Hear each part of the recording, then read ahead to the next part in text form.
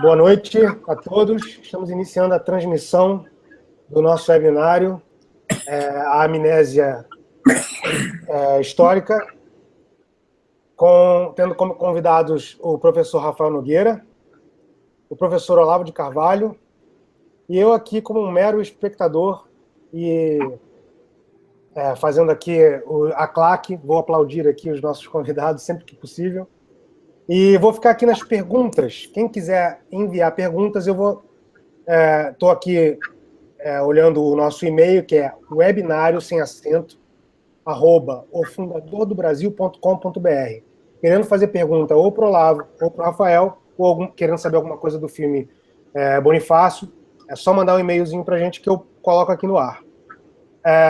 Rafael vai fazer uma introdução para a gente. Vamos deixar ele falando um pouquinho, depois a gente já emenda com o Olavo e segue adiante com o webinário. Rafael, a palavra é sua. Boa noite a todos. Primeiro que é uma alegria estar colaborando com esse filme. Já estudo José Bonifácio faz tanto tempo, por causa dos meus interesses em descobrir como o bom Brasil foi criado, né? E então participar aí contribuir de toda forma com o filme, para mim é muito grato. E uma honra enorme também participar pela primeira vez aqui de uma conversa ao vivo com o professor Olavo de Carvalho, com quem tenho aprendido muito, e foi um livro dele, inclusive, foi um dos meus motivadores. O Futuro do Pensamento Brasileiro mencionava José Bonifácio ali rapidamente, foi um dos fatores que me levaram a estudar mais a fundo José Bonifácio. O professor Olavo, naquela ocasião, dizia no livro que o José Bonifácio teria indicado para os brasileiros não contraírem dívidas externas, e não foi isso que aconteceu logo em seguida. E depois também o professor Olavo veio aqui para Santos, e em frente, pertinho da Praça da Independência, que é onde está lá o José Bonifácio, eu levei os nossos amigos aqui da equipe. Também é um prazer estar com você, Mauro, eu esqueci, mas estamos juntos. Mas eu levei o pessoal da equipe aqui em Santos, quando eles nos visitaram, e ele disse que melhor do que só ter os monumentos é ler os livros deles, né, e descobrir quem são e o que aconteceu. Então, o professor lá foi um dos incentivadores dos meus estudos para isso. E é interessante porque esses dias eu ganhei um presente de Dia dos Professores de uma cara aluna, Solange, que fez aniversário ontem, aliás, parabéns, Solange, e ela me deu esse negócio aqui, que foi muito legal, que tem uma imagem em que eu apareço, e o Olavo está um pequeno detalhe aqui na lousa, e está escrito Bonifácio, fundador do Brasil. Dizem as más línguas que o defeito é que a minha caligrafia está legível nessa caricatura. Mas foi bem legal, porque mais um... Quem quiser ver os detalhes dessa ilustração, ela está lá na fanpage do filme, Bonifácio, o fundador do Brasil. Dá uma olhadinha lá, que ela está ao vivo e a cores lá para vocês verem. Uhum. O ilustrador fez na caricatura um detalhe com o professor Olavo na lousa, assim, como se estivesse participando, digamos, espiritualmente do nosso movimento aí para a recuperação da memória do José Bonifácio. Então, dito tudo isso, já fico à vontade para começar no nosso assunto, chamado de amnésia histórica, né? Amnésia, todos, quando ouvem essa palavra, têm a ideia de um esquecimento. Mas mais do que um esquecimento, eu vejo que essa amnésia histórica, esse esquecimento do que foi a verdadeira história do Brasil ou do mundo, ela é, de fato, um fator de confusão, uma substituição por ilusões, por mentiras, por enganos, que fazem com que nós não vejamos a história. Bom, eu sei bem que história é uma disciplina científica que é recente, e ela nos traz muitas subdisciplinas para estudá-la. É uma disciplina muito difícil, nós temos muitas coisas a realizar aí para descobrir pequenos fatos. Então, dizer que existe uma verdade histórica, esse Rafael Nogueira está dizendo que está de posse da verdade histórica, não é esse o meu objetivo.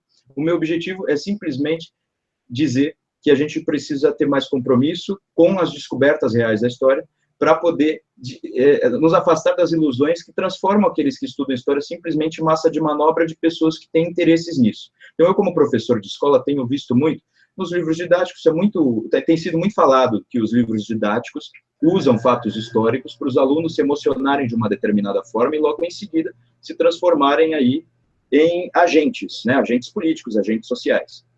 Mas tem algumas coisas não tão óbvias nessa história que já tem circulado muito. Uma delas é a de que a gente está perdendo essa compreensão do patrimônio histórico, de que eu falei no início, que o Olavo chamou a atenção quando esteve em Santos, e a gente não compreende mais coisas simples, como quem foram os heróis da sua própria cidade, ou as grandes personalidades, ou por que o nome do bairro é tal, ou de quem que é a estátua tal ali ao lado. Lembro do Mauro Ventura falando num dos primeiros hangouts sobre o filme, que a estátua do José Bonifácio parece que ninguém sabe do que é, só as pombas, né, que ficam ali em cima dela, mas tá perdida. Carimbando. Exatamente, carimbando. E, por outro lado, me chamou a atenção outra coisa, que faz parte de um grande movimento dentro de universidades, e algumas pessoas levam isso muito a sério, de modificar o ensino de história.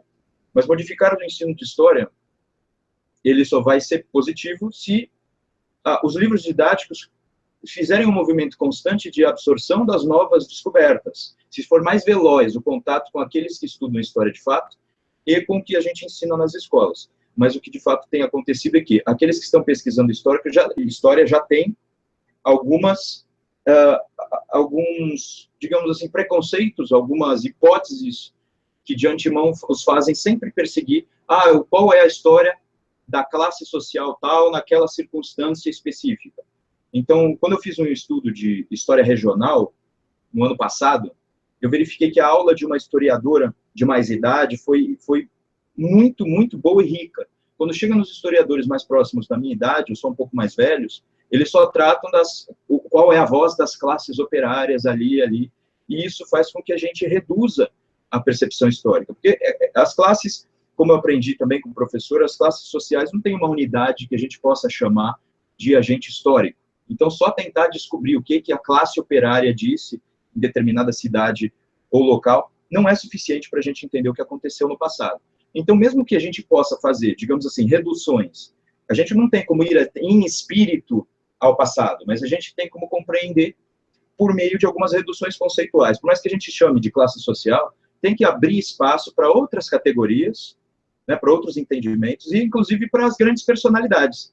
Porque muitas vezes um homem com uma personalidade madura e com uma capacidade intelectual muito grande, ou simplesmente um sujeito colocado numa circunstância que ele pode alterar os fatores e fazer com que o futuro mude, ele pode, sim, exercer uma função muito importante para a história. É claro que não será um agente histórico, será um agente de mudança específica, mas ele pode ser.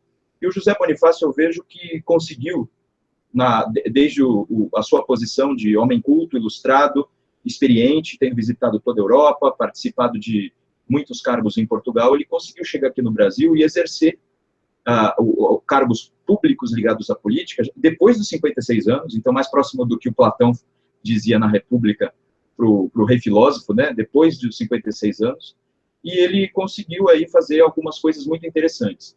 Diz uma das historiadoras, uma das biógrafas dele, que ele foi o patriarca vencido. Eu não vejo assim, não acho tão ruim essa interpretação, mas não acho exata.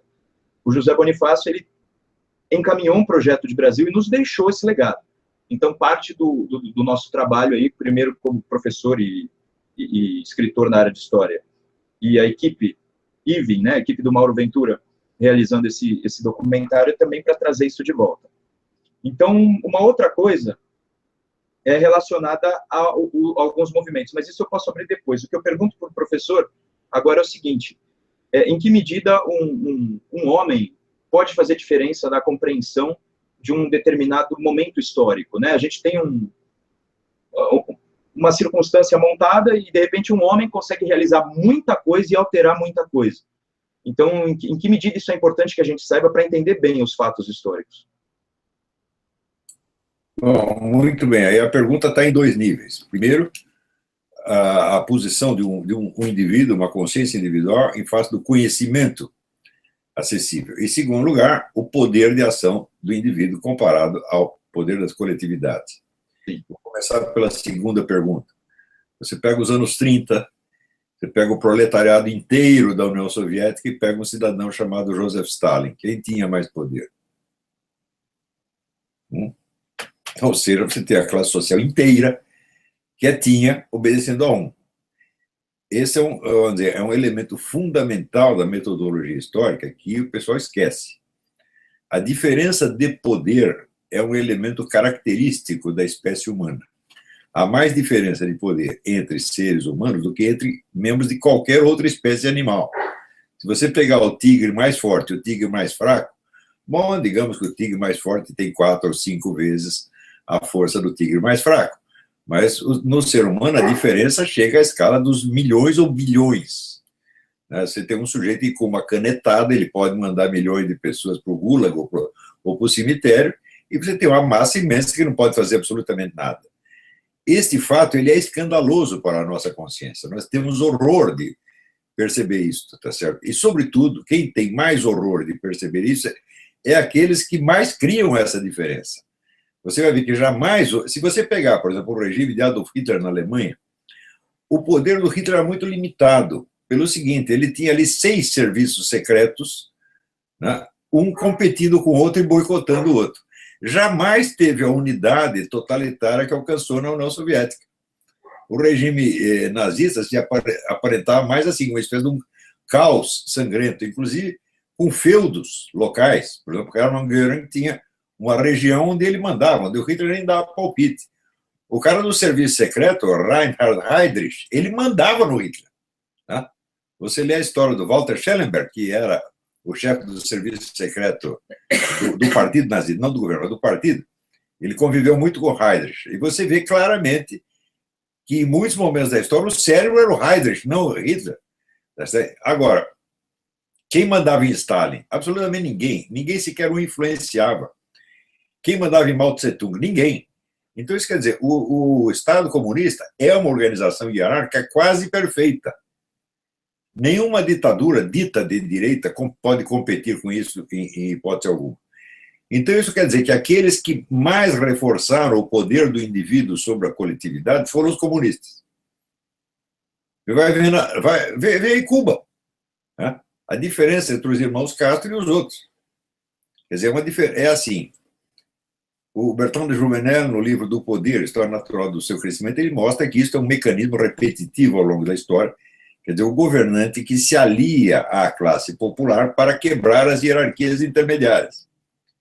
E o povo o apoia, pensando que vai levar alguma vantagem nisso, e no fim o que sobra é assim, só tem 2 níveis. Tem o chefe em cima e tem a massa anônima, inorgânica, incapaz de agir embaixo. É isso que tem acontecido normalmente.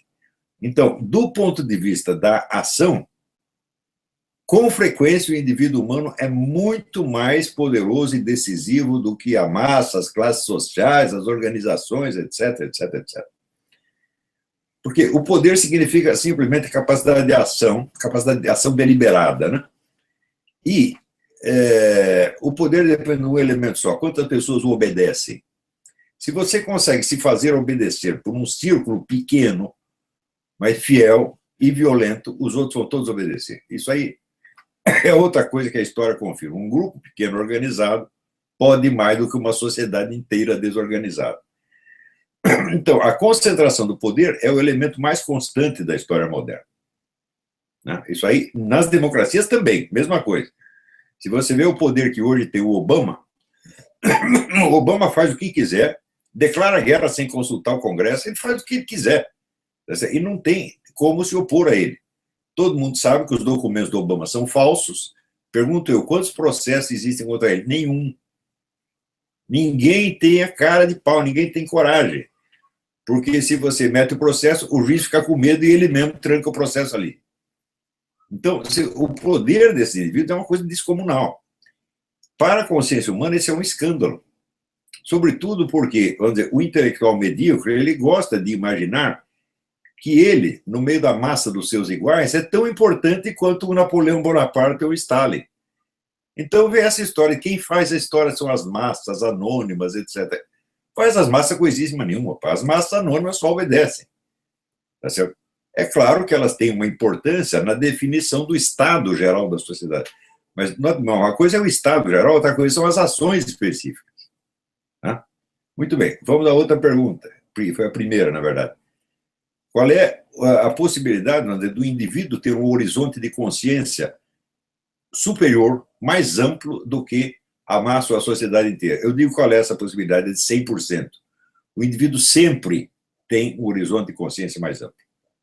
Toda e qualquer descoberta importante é feita por um indivíduo primeiro e chega às massas depois. Você imagina, por exemplo, você pega aí, sei lá, a teoria da relatividade do Albert Einstein. Foi todo mundo que descobriu ao mesmo tempo, foi contar para o Albert Einstein? Ou ele descobriu sozinho e teve que explicar para todo mundo depois? Isso é uma coisa tão óbvia que não deveria ser necessário, né? Essa história de dizer, por exemplo, como Marx dizia aqui, o proletariado tem uma consciência histórica maior do que a das outras classes. Tem coisíssima nenhuma. Eles nem sabiam o que é proletariado. Inventaram o proletariado virtual, que é representado por quê? Eles mesmos. Lenin era o proletariado virtual. Isso já na Revolução Soviética eles já confessavam. Não é o proletariado que faz as coisas, é o partido em nome do proletariado. De um proletariado que não existe ainda e que será criado depois pelo próprio partido.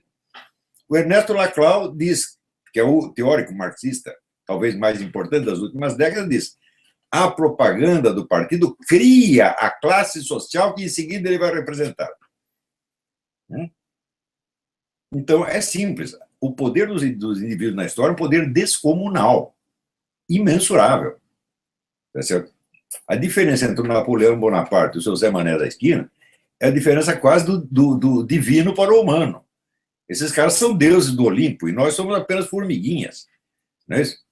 Quando você vê, no caso da origem do Islã, Maomé concentra na sua mão um poder descomunal sobre toda a sociedade. E no próprio Corão está lá o versículo das formiguinhas. As formiguinhas que vê o carro de Alexandre o Grande se aproximando e diz: vamos nos esconder que o negócio vai passar em cima de nós. Então, Alexandre o Grande é uma figura do próprio Maomé. Né? O homem concentra todo o poder na sua mão. E assim por diante. É claro que existe uma história das coletividades, etc., mas essa é outra coisa. Ela se passa num ritmo muito mais lento do que a história das ações políticas, né? Respondi? Sim, sim, perfeitamente. E uma outra coisa é a questão dessas falsidades e ilusões, a que eu me referi no início. Um exemplo é esse. Quando eles quiseram, no início deste ano, alterar todo o ensino, não só o ensino de história, eles iam alterar a nova base curricular comum que o MEC estava propondo, e depois com esse novo governo aquilo deixou de acontecer e está sendo reformulado de uma outra forma. De qualquer modo, deu uma discussão muito ampla a respeito de o que deveria ser ensinado e o que não deveria ser ensinado. E em história, o que deixaram para ser ensinado o ensino médio tem 3 anos aqui no Brasil. Eram 2 anos de ensino que eles chamaram de mundos africanos e ameríndios, 2 anos para isso, e aí no último ano seria estudada a Europa e a Ásia, como se houvesse qualquer tipo de equivalência na formação cultural do Brasil, ou como se essa proporção estivesse correta. Mas não só há um problema na proporção, pelo que eu vejo. Nós não conhecemos suficientemente bem a África, isso é óbvio, eu admito, e temos que estudar, inclusive nós, professores de história, sabemos muito pouco, e isso está sendo realizado. Mas o que eu vi é que não era a proposta de ensinar bem a história da África, tanto que Egito não constava ali no plano, né? Eles tinham retirado a importância do Egito Antigo e tinham colocado outras coisas. Então, eu me manifestei contrariamente a isso, dizendo que eu não ensinaria dessa forma, eu me negaria a ensinar, e se me obrigasse, eu preferiria ir vender churros ou fazer qualquer outra coisa. E aí houve uma enxurrada de xingamentos, ameaças de morte, aquelas coisas que a gente sabe que acontecem. Mas no meio dessa discussão eu quis entender melhor, convenci com alguns líderes, digamos, do adversário, depois, é claro, né, de brigar com todo mundo e resolver as coisas de acordo com o que elas deviam. Mas aqueles que abriram o diálogo, eu quis entender o que vocês pensam. Daí disseram que o ensino atual é eurocêntrico, já sabemos, essa crítica é velha, né, de que é eurocêntrico, e eles queriam trocar para o ensino afrocêntrico, porque o Brasil é, em sua maioria, negro. Eu não vou entrar nisso, porque o IBGE tem métodos que só ele conhece, né, para averiguar isso daí. Uma sociedade tão miscigenada, chamar de predominantemente negra, eu acho muito confuso. De qualquer maneira, eles viram isso como uma necessidade de transformar o ensino em afrocêntrico. Então, aí é um problema. Agora, o que eu coloco? Eles diziam que o ensino é eurocêntrico. Mas o que nós sabemos bem da Europa mesmo? Só a história das generalidades, porque a história de Portugal é totalmente desconhecida aqui no Brasil, sendo que o Brasil foi Portugal por muito tempo. Então, nós temos aí uma falsificação total. É chamado de ensino eurocêntrico, mas a gente não conhece a história de Portugal. A gente não sabe, por exemplo, que em 1532, aqui ao lado, em São Vicente, já tinha eleições, porque era assim que se fazia em Portugal, nas vilas. Né? Eles tinham eleições, tinham os homens bons lá e eles elegiam aqueles que eram representantes. Esse hábito foi sendo espalhado aqui pelo Brasil. Isso não é colocado, não se sabe que a democracia na América inteira começou aqui, justamente por causa disso, nesse sentido, né, de eleições locais, e não está nos livros, parece que não importa, a única coisa que importa são ciclos históricos, né, aquela coisa velha também, né, de pau-brasil, cana-de-açúcar e todo o sistema de trabalho em torno disso. E como é que eu posso chamar isso de eurocêntrico? Esse sistema não é propriamente, não é uma questão de que continente está prevalecendo, é uma mentira daqui, querem colocar outra mentira, porque não vai ser a África verdadeira também, vão inventar mentiras que correspondam ao que determinados movimentos e partidos querem, e onde está o verdadeiro ensino da história. Então, a minha questão é sobre essa. O que a gente pode fazer para enfrentar essa falsificação total, além de, claro, estudar muito e propagar essas coisas, né? Bom, assim, antes de tudo, de modo geral, eu sou contra qualquer programa de ensino. Eu acho que todas as disciplinas devem estar à disposição e o sujeito escolhe aquilo que ele quer aprender. Aí eu sigo o grande educador americano John Taylor Gatto. Ele diz: o sujeito só aprende o que quer aprender. Portanto, se ele quiser aprender tudo sobre beisebol, você deve dar aula de beisebol e, a partir do beisebol, ele vai construir toda a sua cultura geral, tomando aquilo como centro. Todos nós fazemos isso, oh meu Deus do céu. Todos nós temos um centro de atenção e o resto é periférico. A mente humana funciona assim. Então, você querer assim, tem que ensinar tudo para todo mundo, fala, não, isso não faz sentido. Eles não vão aprender. Eu lembro claramente que no ginásio eu tinha certos focos de interesse, que eram a aula de latim, a aula de francês e a aula de biologia. Era só isso que eu prestava atenção. Aqui eu tirava 10, nos outros eu tirava 0, porque os outros não me interessavam. Na verdade, era por simpatia pessoal para com os professores, e não por interesse específico, mas eu gostava daquelas aulas. O meu cérebro funciona assim, e eu tenho certeza que o cérebro de todo mundo funciona do mesmo modo. Se você pegar o Stephen Hawking, vamos interrogar o Stephen Hawking, vamos ver a cultura literária do Stephen Hawking. Ou a cultura histórica é obviamente deficiente em comparado com a cultura matemática e física que ele tem. Todos nós somos especializados, o generalista não existe, tá certo? Então, isso aí em primeiro lugar. Segunda observação, todo mundo conhece aquele slogan, a história dos vencedores. Isso não é certo, porque, com frequência, a história é a arma dos perdedores. O sujeito cai do burro, perde o poder, então ele usa a história como um modo de moldar uma nova opinião pública que o favoreça no futuro. No Brasil, isso aconteceu literalmente. A partir de 1964, os comunistas se tornaram os dominadores monopolísticos da narrativa histórica. E isso foi um elemento fundamental da Revolução Cultural que acabou por levá-los ao poder. Não é isso? Eles se tornaram não só os dominadores monopolistas da narrativa histórica, mas também da narrativa ficcional. Eu acabei de dar uma aula sobre isso. Se você pega a literatura brasileira dos anos 64 a 68 até 70, você vê que é maciçamente a narrativa da história da própria esquerda. A esquerda era um grupo de umas 10 mil pessoas que se considerava representativa da nação inteira. O ponto de vista dos outros me interessa. Então, o drama do Brasil que ele relata é o drama deles. É um negócio barbaramente subjetivo. Mas, como não há outras narrativas, essa acaba por predominar. Né? Note bem, nos Estados Unidos acontece a mesma coisa. Por exemplo, outro dia foi uma pesquisa, esse pessoal que a gente chama os millennials, que é a turma que nasceu depois de 90, não tem a menor ideia do que foi o comunismo, e a maioria acredita que o George Bush matou mais gente do que o Stalin. Quer dizer, estão completamente por fora. Mas isso é entre estudantes apenas. Quando você pega o pessoal da mídia, opinião pública, tá, eles não são burros assim.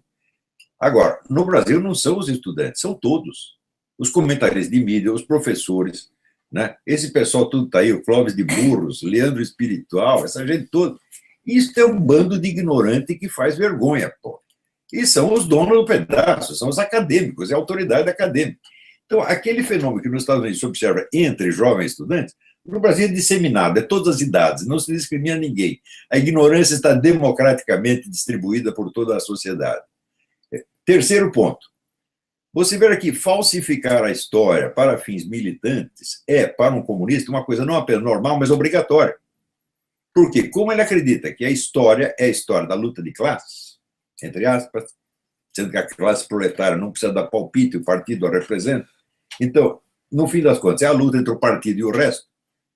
Então, contar a história neste sentido é obrigação deles, e isso para eles é ciência. Agora, o pessoal que é conservador, liberal ou apolítico tem um certo pudor de usar a história como instrumento de luta. Tá certo? Então, procura-se a ter uma narrativa mais neutra, mais científica, etc, etc. Então, você tem um lado lutando a seu favor e o outro lutando a favor da neutralidade. Já sabe qual é o lado que vai perder. Então, o que eu sugiro é o seguinte: a luta pela ciência, a luta pela cultura autêntica, ela tem que ter um espírito militante. Não militante liberal conservador, mas militância em favor da cultura. Nós temos que ser intransigentes e intolerantes com charlatães. Não podemos aceitar mais isso. Agora, você vê, por exemplo, esse pessoal que quer contar a história só na base da classe social, história tipo quantitativa, os personagens são as classes sociais, né? Sobretudo o pessoal comunista, marxista. Veja, esses camaradas não sabem até hoje se existiu feudalismo no Brasil ou não. Foi o debate que houve a partir de 64 entre o Caio Prado Júnior e a liderança do Partido Comunista. A liderança seguia a velha orientação de que houve um regime feudalista, depois do regime feudalista veio uma revolução burguesa, e depois da revolução burguesa veio a revolução socialista. E o Caio Prado Júnior falou, não, aqui jamais existiu feudalismo, foi capitalismo desde o início. Tese que é confirmada 100% pelo melhor livro que se escreveu sobre a escravidão no Brasil, que é o livro do Jacob Gorendo, comunista, O Escravismo Colonial, onde ele mostra que o regime que vigorava no Brasil durante a colônia era um regime sui generis, que era um capitalismo baseado na escravidão. O Brasil foi o maior comerciante de escravos do hemisfério ocidental. Claro que comparado com os árabes é fichinha, mas assim, toda a economia brasileira se assentava no comércio de escravo e no trabalho escravo, e era já de tipo capitalista. Tá certo? Mas até hoje tem gente que não concorda. Então, eu digo, mas vocês querem contar a história na base das classes sociais, mas quais são as classes? Vocês não sabem, meu Deus do céu. Né? Então, os caras querem nos passar a sua própria ignorância. Em terceiro lugar, nós sabemos hoje, pelo historiador marxista Thompson, E.P. Thompson, que é impossível você descrever, delinear uma classe social só por traços econômicos. Você tem que levar em conta traços culturais, religiosos, subjetivos, etc, etc. Em suma, são classes honorárias. Não são classes reais. Tá certo? Então, a história no Brasil foi usada como instrumento de luta desde 1964, e só como instrumento de luta. Isso se institucionalizou. Isto vigora em todas as universidades do país e é só essa história que se conta. Tá certo? Só que essa história é a história de um grupinho pequeno cujo umbigo é maior que o mundo. Né? Se acha o centro dos acontecimentos. E o que aconteceu para eles, e aquilo é a história do Brasil. Graças a isto, você vê até hoje qual é o tema predominante deles. O quanto nós sofremos durante a ditadura. Então, aquela expressão do 1968, um ano que não terminou, é certíssima, porque os caras estão em 1968 até hoje. Eles não podem contar a história do que vem em seguida, por quê?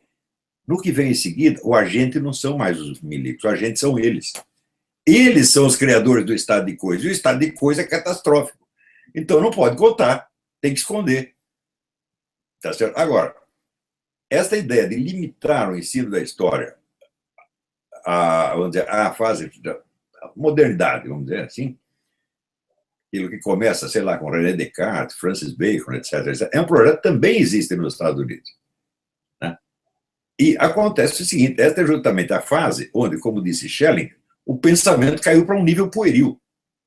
Você compara os grandes filósofos da modernidade, como Descartes, ou Hobbes, né, ou Maquiavel, aos filósofos antigos, de fato são pueris.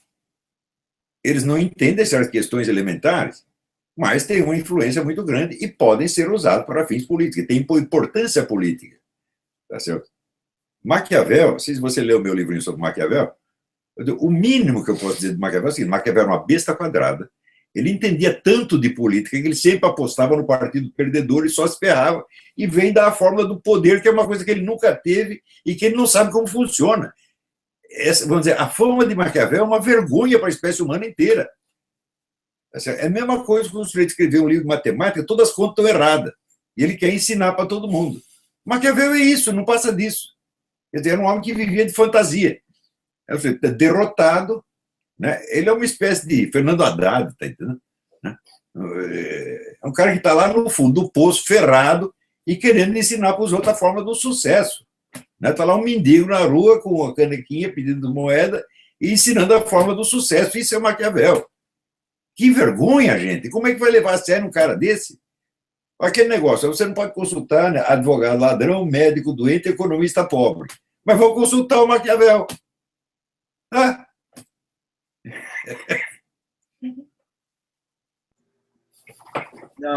Na sua teoria aristotélica da cultura, sua visão sobre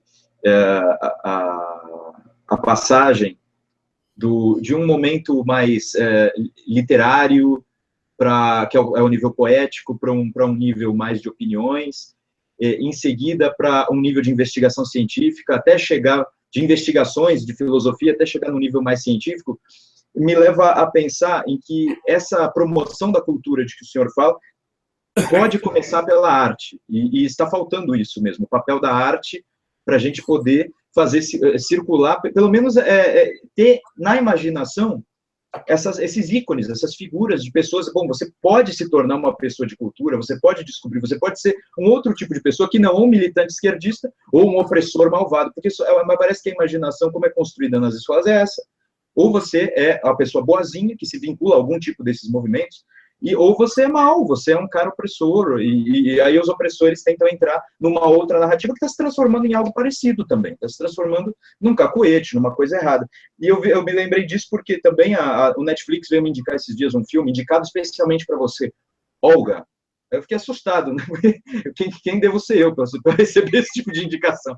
Então, assim, um filme de grande repercussão foi esse. Eu assisti no cinema em 2004, saí aterrorizado. Como é que pode gastar tanto dinheiro com isso? Tanta gente, tantos atores achando isso maravilhoso, elogiando um filme de Olga, e a gente não tem. Então, essa iniciativa do Mauro Ventura ganha ainda mais importância, que a gente precisa fazer com que a arte estimule também as novas opiniões, para que a ciência possa depois dizer coisas mais relevantes. Está certo isso? Faz sentido o que eu falei, professor? Existe aquele famoso ditado: o segredo se protege a si mesmo. Isso é falso. O que se protege a si mesmo é a ignorância. O sujeito é ignorante, ele não pode saber que ele é ignorante, meu Deus do céu. Então, hoje em dia, o que acontece? Aberrações não é entre estudantes, não é entre é entre professores universitários, senadores, governadores. Outro dia não apareceu o pastor Silas Malafaia, eu não tenho nada contra o Silas Malafaia, mas ele disse assim: a reforma protestante criou as universidades. Pelo amor de Deus, as universidades existiam faz pelo menos 300 anos, foi a Igreja Católica que criou todas, não é isso? 300 anos antes. Daí aparece outro dizendo: a Igreja Católica não faz análise exegética. Eu digo: não, ela não faz, foi ela que inventou isso aí, porra. Né? Quer dizer, é assim, as pessoas vêm com essa certeza de analfabeto, querendo impor para você o tempo todo. E eles têm a certeza mesmo porque eles ignoram do que eles estão falando. E não têm a ideia de que, para além do que eles sabem, existe algo mais a saber. O que as pessoas querem impor aos outros é isso.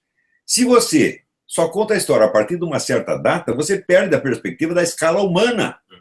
Você só tem a escala local. Né? E daí vira aquele negócio que o Antônio Gramsci fala: a terrestrialização do pensamento. Mas isso aí não é nem territorialização, isso é distritalização do pensamento. Quer dizer, por exemplo, se eu não conheço Platão e Aristóteles, eu nunca vou entender nenhuma questão que está em discussão em qualquer livro de filosofia no mundo. E esse pessoal quer fazer exatamente isso, porque isso é a sua própria glorificação. Mas, então, esta proposta, ela é criminosa em si, mesmo que não seja levada a efeito. O simples fato de sujeito enunciar é o caso de você bater no cara e não explicar porque está batendo. Eu estou batendo, se você perguntar por que, vai apanhar mais. Como fazia o meu amigo Otto. Né? Se perguntar por que, aí que vai apanhar mais. Tem que apanhar quietinho. Deixa, vamos dizer que eu estou pregando violências. Outra coisa, você vê esse negócio da história das culturas indígenas, cultura africana, etc. Bom, eu sou inteiramente a favor disso. Não é isso? Perguntar, no Brasil inteiro, quem leu algum livro de história da África? Eu acho que só eu li. Eu li a história da África do Bernard Lugan, que é o maior historiador da África no momento presente, que é um livro de 800 páginas, e eu sei alguma coisa do que se passou lá. O pessoal estuda só o que eles viram de reflexo da coisa no Brasil. Nem na América, nem na América do Norte eles sabem. Não é isso? Então, outra coisa, você pega as culturas indígenas, qual é a versão oficial? As terras dos indígenas foram tomadas. Eu digo, mas faz uma conta. Isso aí viola os princípios da aritmética elementar. Por quê? Na época do descobrimento, havia aproximadamente, segundo os cálculos deles mesmo, 5 milhões de índios no Brasil. 5 milhões de índios não é suficiente para ocupar o território da Grande São Paulo. Então, isso quer dizer que naquele território havia espaço suficiente para índio, português, canadense, extraterrestre, quem viesse ali. Você está entendendo? Então, por que deu conflito? Porque os índios consideravam que o território inteiro era deles, mesmo o território que eles jamais poderiam ocupar. Ou seja, era de uma voracidade anormal. Tanto que o hábito deles é ocupar uma região, depois queima tudo e vai para outra. Eles inventaram as queimadas. Então, isso quer dizer que era um sujeito com um sentido de propriedade da terra monstruoso, desmedido, sem a menor noção do que é o direito de propriedade. Ele se considerava o centro do mundo. De repente, chega um português que quer um pedaço, não, nem um pedacinho, nem uma pedrinha para você. Então, a história que o pessoal está contando é o contrário. O português não entrou aqui para tomar a terra nenhuma do índio, mas para ocupar a terra que o índio não ocupava. Só que daí o índio achava que aquela terra era dele. Então, isso está sendo contado de uma maneira tão invertida, tão monstruosamente invertida, mas todo mundo se acostuma. Olha, quando uma coisa é absurda, você não pensa que ela provoca dúvida. Ao contrário, o absurdo tem mais credibilidade imediata do que a verdade, pelo simples fato de que ele desnorteia o ouvinte. Então, você repete o absurdo, as pessoas acreditam. Por que é absurdo? Acreditam por que é mentira. Você perguntar quantas pessoas têm o senso da verdade, ninguém tem o senso da verdade se não aceita e não busca a contradição. Porque a mente humana funciona por contradições. Então, se você já tem essa convicção pronta desde os seus malditos 17 ou 18 anos, você não tem nenhum espírito da verdade, você é um inimigo da verdade. Você não quer a contradição de jeito nenhum, ou seja, você não quer pensar no assunto. Você quer impor a sua vontade. Minha vontade é lei. Eu gostei disso quando eu tinha 17 anos, agora tem que ser assim. O sujeito põe um enorme pinto na mesa e ele manda. Quer dizer, são pessoas desprovidas do senso da verdade. E isso, hoje, o pessoal vai comemorar o dia do professor, eu não comemoro o dia do professor de jeito nenhum. Porque a classe dos professores é a classe mentalmente mais corrupta que tem neste país. E note bem, quando o pessoal da Escola Sem Partido fala contra a doutrinação, eu digo, vocês estão usando eufemismo, porque o que existe aí não é doutrinação, é uma censura total, uma dominação total, uma exclusão total de qualquer ideia divergente. É uma ditadura que os caras estão exercendo. Eles não precisam doutrinar ninguém, é só você excluir as outras ideias, pronto, acabou. É o que eles fazem. Eles boicotam, eles fazem sujeito reptiliano, eles cortam carreira, intimidam, xingam, fazem bullying, o tempo todo em todas as universidades do país. E escola secundária e primária também estão fazendo. Então, protestar contra a doutrinação é um eufemismo, quer dizer, você já começa por atenuar o problema, né? Quando deveria dizer, não é escola sem partido, escola sem censura, escola sem ditadura, escola sem terror. É isso que nós temos que lutar. A doutrinação, você quer fazer a sua doutrinação, faça a sua, mas deixa o outro fazer a dele. Esse é o problema. Eu fui a um evento recentemente, até chamado de Olimpíada de Filosofia, e o tema era para falar do diferente, o encontro, por uma filosofia do encontro. E aí as pessoas que falavam, que tinham preparado mais coisas no teatro, tudo, havia toda uma hegemonia lá, né, uma uniformidade, eram quase 1000 alunos e todos falando a mesma coisa. E aí falando do diferente. Então, isso me chamou muito a atenção, porque, embora seja óbvio ver com os próprios olhos aquelas centenas e centenas de pessoas falando a mesma coisa e dizendo de uma maneira em que as outras pessoas, mesmo que pensem qualquer outra coisa, começam a pensar, será que eu estou tão errado assim? Será que eu sou esse monstro? Isso me lembra do Apologia de Sócrates, quando Sócrates estava sendo acusado, e ele diz, eu não sei nem mais quem eu sou aqui, né? No início da Apologia. Eu tive que pensar um pouco para lembrar quem eu era. Ele conta a história dele para poder recuperar isso aí. Foi um estratagema de oratória ou, ao mesmo tempo, um movimento mental mesmo, porque você chega lá, tem posição para todo lado. Quanto aos indígenas, a história da África, é aquilo que eu falei. Eu acho também importantíssimo, só me parece que vão colocar mais falsificações mesmo, porque é óbvio que estudar história da África, inclusive dos indígenas, tem algumas novidades aparecendo. Claro que os antropólogos, eles não conseguem, eles levantam muitas verdades, mas não conseguem encaixar com a história, com a histórica. Eu tenho visto o Jorge Caldeira está tentando fazer um pouco dessa relação, e parece que os Tupi tinham uma visão mais aberta, tanto que aqui na minha região, aqui em Santo São Vicente, eles se deram muito bem com os portugueses. No início, depois, foi uma relação tranquila. Então, assim, por um tempo, os índios daqui, e eram várias nações, né, eram várias nações indígenas, então, por um tempo, houve uma grande paz entre eles. Eles recebiam bem os estrangeiros, porque eles estavam, é isso que o senhor falou, estavam sempre mudando de terra, porque eles estavam sempre procurando uma tal terra perfeita, um paraíso na terra, e aí ia uma parte, ficavam outra, e geralmente mulheres. Elas ficavam esperando aparecer outras pessoas. Quando chegaram os portugueses, também houve uma certa alegria quanto a isso. Mas isso está sendo levantado. Eu acho muito importante que esses estudos sejam feitos, que mais coisas apareçam. Mas o problema é esse, é o que o senhor falou. Não adianta existirem vários estudos confinados para pessoas em seus gabinetes, enquanto é só mentira que está sendo espalhada, né? E aí a gente não enxerga nada. Quanto à arte, professor, ajuda em alguma coisa a entender a história? Ler mais literatura, assistir filmes e produzir? Será que se aparecer um bom romancista aqui, ajuda também o lado do historiador? Bom, aí é o seguinte, é o que dizia Aristóteles, todo conhecimento começa no sentido, você pega os dados, mas você não vai, a sua inteligência não vai operar diretamente sobre os dados do sentido, e sim sobre as imagens condensadas e conservadas na memória, que tem um poder simbólico. Assim, aqui tem uma vaca, mas ela representa a espécie vaca inteira. Faça a seguinte pergunta, você pega todas as tribos indígenas e culturas primitivas do mundo e pergunta o seguinte, elas tinham física matemática? Não. Elas tinham a música polifônica? Não. Não. Elas tinham a gramática organizada, escrita? Não tinham. A maioria não tinha nem escrita. Agora, elas tinham poesia épica? Todas tinham. A poesia épica, quer dizer, a narrativa imaginária das origens da tribo, é o começo de tudo. A nossa mente funciona do mesmo modo. Você pega um bebê de 3 anos, o que você vai contar para ele? Você vai pegar o livro de física da universidade? Está aqui, Tratado de Física, Sir Zemansky. Vou ler para o garoto de 3 anos? Não, você vai contar história, pô. Tá certo? Então, quer dizer, a formação artística e, sobretudo, a arte da narrativa é a base de toda a inteligência humana. Eu afirmo taxativamente, se você não tem cultura literária, você não tem cultura nenhuma, porque você não entende o que você lê. É muito simples, você não entende nem livro de física, meu Deus do céu. Quantas vezes eu já não discuti com o físico que eles não entendiam a diferença entre um conceito descritivo e um conceito convencional. Eles não entendiam isso aí.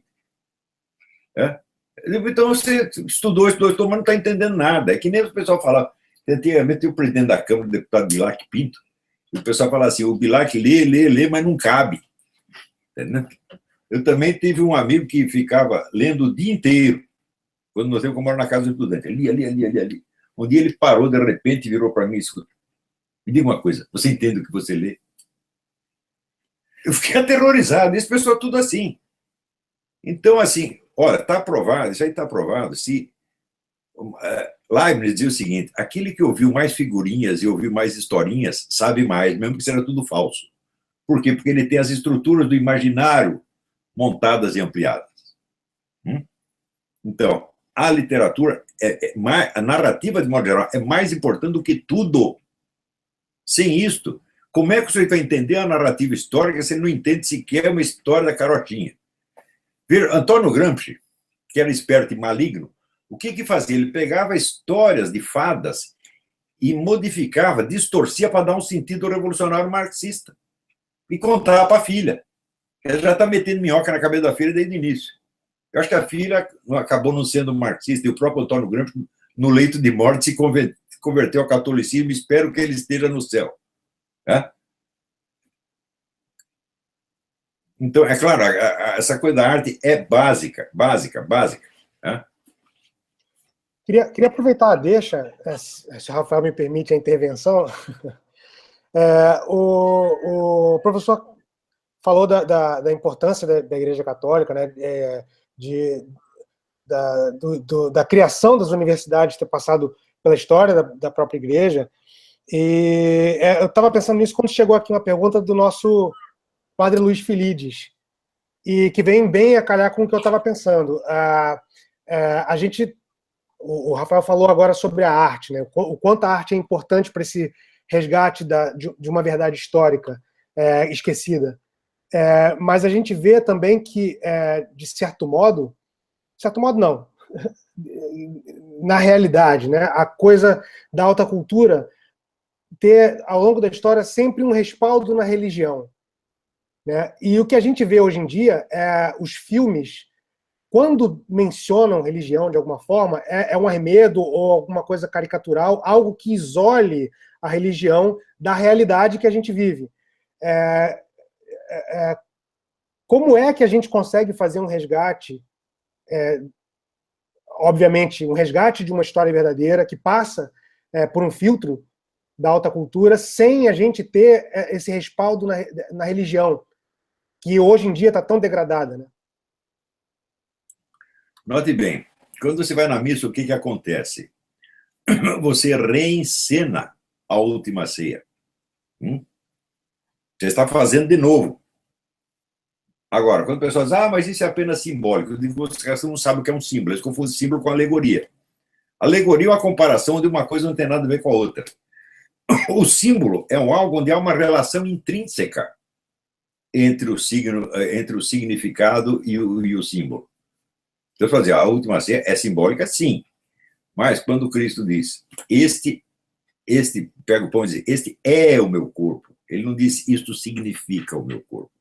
Isto simboliza o meu corpo. Ele disse, isto é. Agora, quando ele fala, eu sou a figueira, ele não disse, esta figueira sou eu.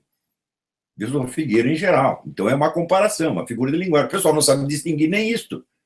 Quando é uma afirmação literal, concreta, e quando é uma figura de linguagem.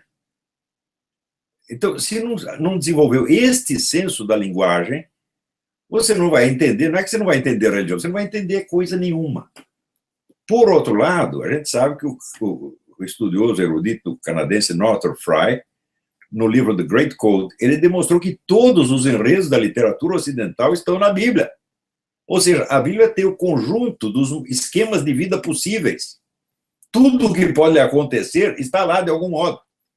De modo condensado, simbólico, evidentemente. Mas se você descompacta, você vai ver as analogias o tempo todo. É por isso mesmo que eu não acredito nesse pessoal que fica fazendo profecia sobre a vida atual com base na Bíblia. A Bíblia não se refere a este tempo, ela se refere a todos os tempos possíveis e imagináveis. E sempre haverá análogos da Bíblia em qualquer situação. A Bíblia não está lá para você analisar o tempo atual, mas vamos dizer, para esclarecer o significado celeste, metafísico dos acontecimentos terrestres. O sentido deles e não os próprios fatos, né? Bom, mas tudo isso aí faria parte de uma formação literária elementar. Não é isso? Então, essa formação literária implica a leitura, a encenação, o teatro, implica o rito, porque o rito é um tipo muito especial de teatro, onde a coisa está acontecendo mesmo. No teatro, não, você faz a suspension of disbelief, você faz de conta que está participando daquilo. Agora, se o nego vai na Eucaristia só fazendo de conta, então é o seguinte, o Cristo disse, fazei isto em memória de mim. Ele não disse, fazei uma coisa parecida pensando nesta. Se fosse só simbólico, só alegórico, ele teria dito isso. Ele disse, fazei isto.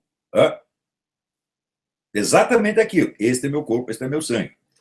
Então, as pessoas precisam aprender a distinguir o que é um sentido alegórico, do que é um sentido literal, do que é um sentido simbólico, mas elas não sabem. Tudo isso já estava explicado na exegese medieval no tempo de Dante. Dante escreveu sobre isso, explicou tão bem os 4 sentidos da Bíblia. O pessoal não pegou isso até hoje, meu Deus do céu. E não é que eles não entendem a Bíblia. Se você contar a historinha de índio para eles, também não entendem. Se você lê uma poesia, eles não entendem. Então, tem que treinar as crianças desde o início para pegar a sensibilidade literária, auditiva. Você vê os novos poetas brasileiros que estão aparecendo, tem muitos que têm talento, só que eles não têm ouvido. Eles não sabem nem contar sílaba, meu Deus do céu. perde a musicalidade da coisa, tá entendendo? Então, o que você vê no Brasil é uma devastação da inteligência verbal, que é uma coisa horrorosa. Outro dia alguém me perguntou, o que você acha da poesia popular, repentista nordestina? Eu falei, qualquer repentista nordestino tem uma riqueza verbal infinitamente superior de qualquer professor universitário brasileiro. Né? Então, nós temos que ir lá aprender com o cantador nordestino. Porra, ele sabe, ele conhece a língua. O vocabulário do cara é imenso. E a capacidade de apreender métrica e rima é quase instintiva. É com isso que tem que aprender agora. Se a criança, nasce ouvindo funk, cresce ouvindo funk, ela nunca vai pegar nada disso. Veja, por que a indústria do cinema, desde algum tempo, começou a dar preferência a imagens disformes e monstruosas para crianças? Né? Isso é evidentemente um trabalho satânico de destruição da percepção. Mas, e com base nessa destruição da percepção, você pode impor às pessoas qualquer slogan, por mais estúpido que seja, as pessoas acreditam. Por exemplo, gente que diz que a expressão assim, a situação está preta, a expressão é racista. O racista é uma pinóia. Eu peguei lá o simbolismo das cores na tribo Yoruba, da África. O simbolismo é o mesmo. O preto simboliza tudo o que é, vou dizer, obscuro, perigoso, maligno, etc, etc. Ou simboliza, ao contrário, o ascetismo, a renúncia. Isso é universal. E depois, quem diz que preto é preto? Eu nunca vi ninguém preto, eu vi negro marrom. Ou você viu algum preto mesmo? Não existe, Quer dizer, raça preta é preta analogicamente, não logicamente. Então, como é que o simbolismo da cor preta pode ter algo contra eles? É inteiramente absurdo. Né? Outra coisa, outra falsificação histórica monstruosa. Quem foi que introduziu a escravidão na América? Aqui na América do Norte? Foram os índios. Quais foram os primeiros escravos? Os brancos que chegaram em Jamestown, fizeram um projeto socialista, se ferraram e tiveram que se vender como escravo para os índios. Quem foi que introduziu a escravidão na história europeia? Foram os africanos. Havia o Império de Oye, que era o império escravagista, o maior império escravagista da África, tá certo? Que escravizava tudo quanto é tribo pequena, inclusive brancos, chegaram a escravizar 1 milhão de brancos. Isso 700, 800 anos antes de que o primeiro europeu chegasse na África. E os caras vêm dizer, não, sou branco, é escravagista. Não havia mais escravidão na Europa enquanto isso. Quer dizer, quando o Islã escravizou metade do Oriente Médio, não havia escravidão na Europa. Foram os muçulmanos que introduziram isso, e entre eles, um bocado de preto e africano. Então, o pessoal está contando a história tudo ao contrário, mas como corresponde, vamos dizer, aos estereótipos da mídia, o pessoal acredita automaticamente. Quer dizer, um único estereótipo, o mais imbecil, ele funciona mais do que tudo quanto é prova e argumento. E prova por quê? Porque ele é estúpido. E é mais fácil acreditar numa estupidez, porque ela é sempre unívoca, do que, na verdade, porque ela dá sempre trabalho, ela é contraditória, ela está cheia de mediações. Me expliquei? É interessante que a formação do... Quer falar, Mauro? Não. Só estava afirmando aqui que a explicação foi o suficiente. A formação do José Bonifácio, ela está de acordo com esses itens que o senhor tem dito. Ele teve uma formação literária muito sólida, né? Antes de ir para a universidade, aqui no Brasil, aqui em São Paulo, ele, principalmente em São Paulo, com o Frei Manuel da Ressurreição, ele teve uma formação muito grande. E aprendeu francês, e aprendeu muita coisa. Claro que os detalhes todo mundo vai poder ver no documentário. De qualquer forma, esse estudo que ele teve fez com que ele fosse posteriormente tradutor de latim e de grego e indicava a leitura dos clássicos antigos, em geral, para ampliar a inteligência. Ele era um cientista, né? Ele ficou famoso como cientista da mineralogia, da geologia. E, ao mesmo tempo, ele dizia, para não ficar viciado nos nomencladores, ele chamava de nomencladores os termos técnicos da ciência que ele estudava. Eu preciso ler os grandes autores, até para melhorar o estilo. E, por outro lado, ele indicava também para essas questões de inspiração e de... ter alguém em quem você se mirasse, a gente não tem na nossa mente, na nossa imaginação, outros modelos de vida, fica muito difícil planejar a vida de outra forma. Então, ele dizia muito para ler Plutarco, ele gostava muito de ler as vidas. Então, desse modo, as biografias, depois de uma formação literária, as biografias são muito interessantes, professor. O José Bonifácio indicava muito a leitura do Plutarco, né? Eu não sei se as biografias são também interessantes. Eu sou viciado em biografia, e aí eu costumo indicar para os meus alunos fazer até grupos de leitura de biografias. Eu também sou viciado nisso. Eu leio biografia que não acaba mais. Tá certo? Agora, você vê, não existe historiografia sem o modelo da narrativa ficcional. Os historiadores não inventam técnicas narrativas, eles copiam dos romancistas e poetas épicos, que são as únicas que existem. E a única diferença é o seguinte, que a narrativa imaginária ela é completada na imaginação do leitor, e a narrativa histórica é completada em documentos e testemunhos, que nunca abrange a totalidade do acontecido.